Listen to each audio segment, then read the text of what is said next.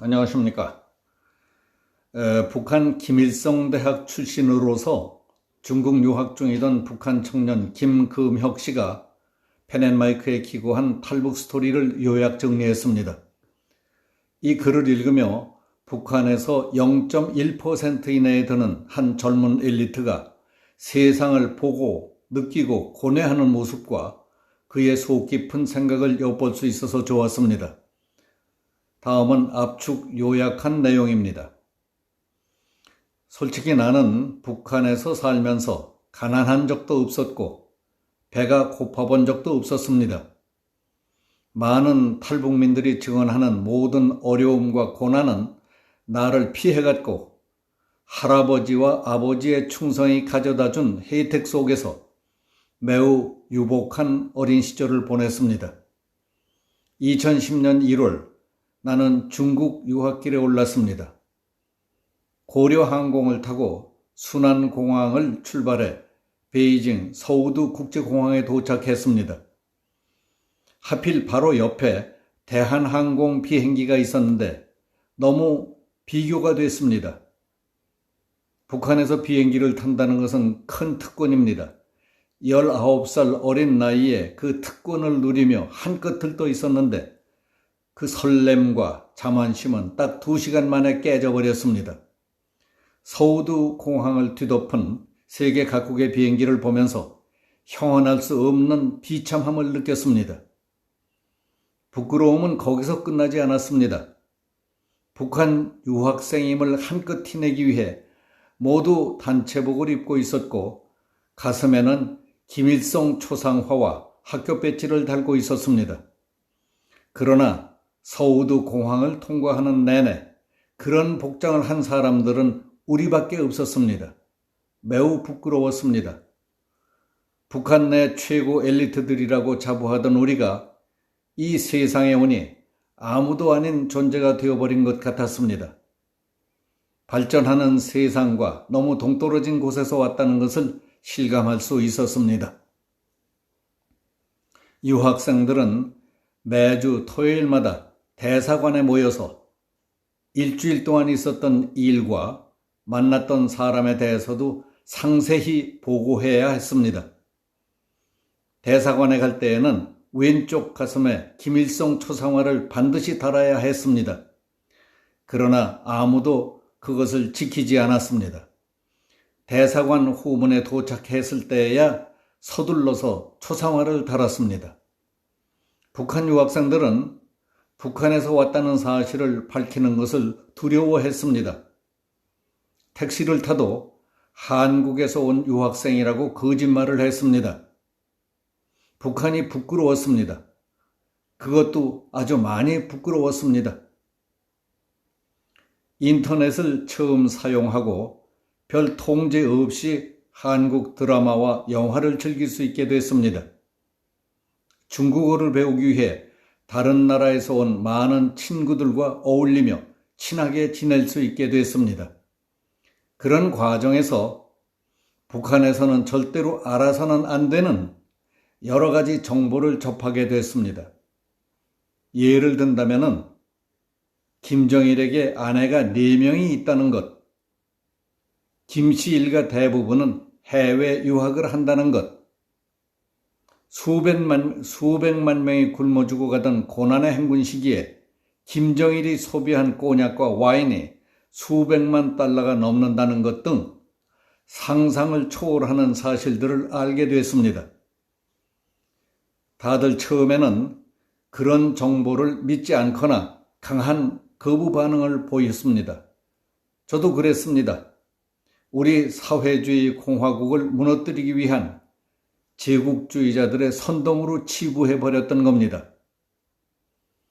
그렇게 생각하도록 수십 년을 교육받아왔기 때문입니다. 그것이 사실이 아니라는 것을 밝히기 위해 사실관계를 파고들수록 더 큰 것들이 드러나곤 했습니다. 정치범 수용소니, 탈북민이니, 대규모 숙청 등 너무 혼란스러웠고 사실을 알게 된 것이 두려웠습니다.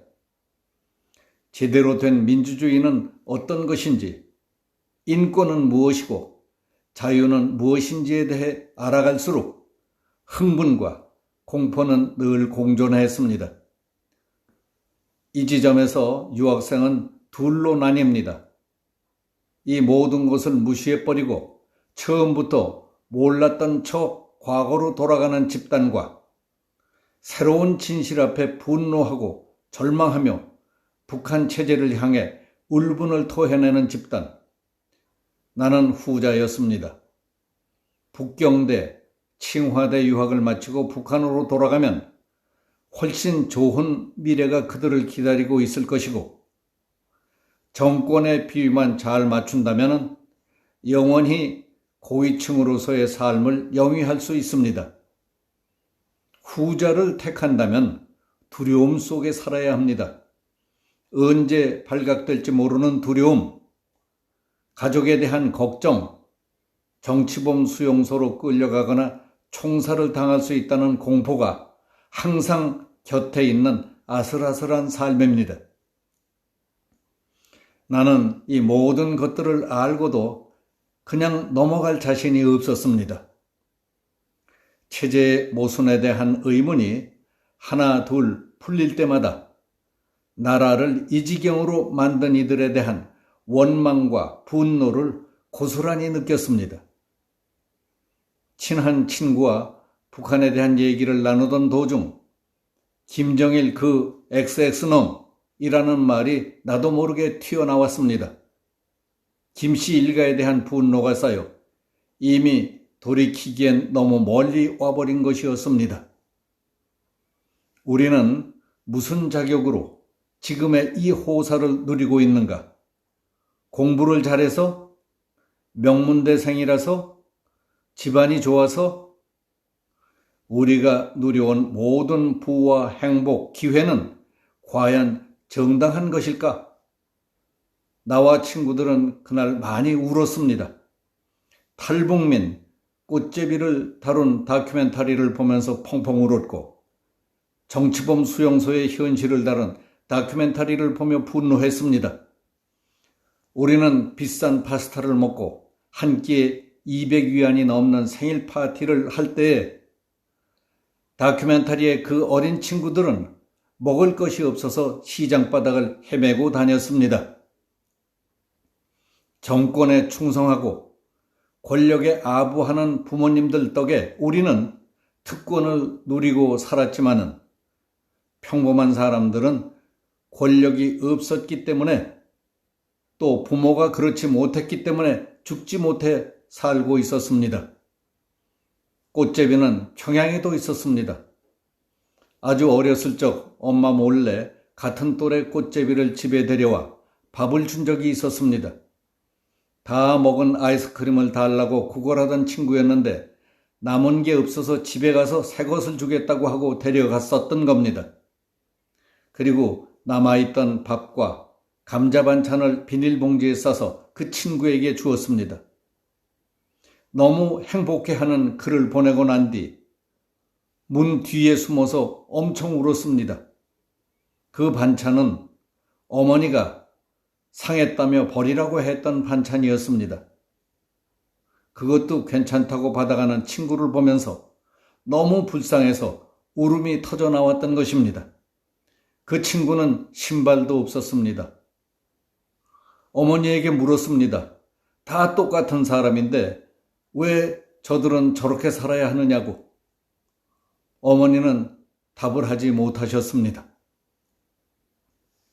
북한 독재 정권은 자신들의 권력을 유지하기 위한 선택된 엘리트들에게만 특권을 부여하고 나머지 민중의 삶은 신경도 쓰지 않습니다.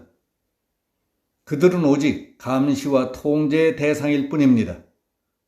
선택받은 자는 그 혜택을 대대손손 누리기 위해 권력을 대물림하고 그 과정에서 생기는 모든 부패와 부조리의 피해는 평범한 사람들에게 돌아갑니다.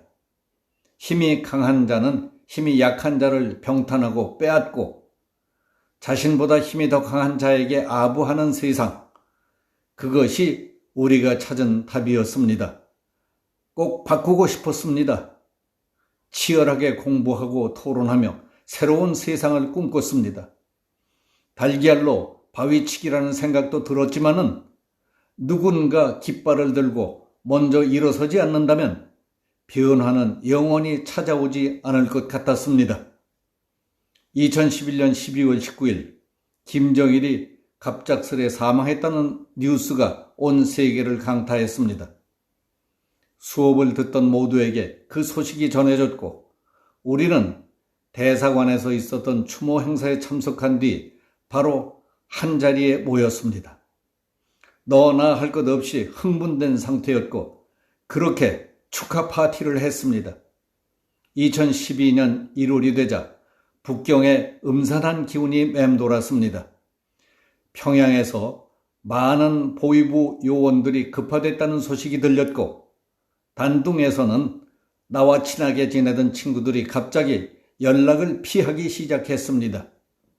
2월 초에는 드디어 나도 감시를 받게 되었습니다. 누군가 미행하는 것을 자주 느꼈고 핸드폰도 도청되는 듯 했습니다. 내가 할 수 있는 것은 다른 멤버들에게 위험 상황임을 알리고 당분간 숨 죽이고 지내자는 것 외에는 없었습니다. 그러던 중 2월 8일 대사관으로부터 호출을 받았고 나는 그것이 나를 북송시키기 위한 작전임을 눈치챘습니다.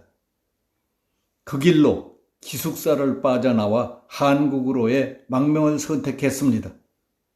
많은 어려움이 있었지만 3월 말 한국에 입국할 수 있었습니다. 이것이 덧붙인 것도 없고 과장한 것도 없는 나의 탈북 스토리입니다.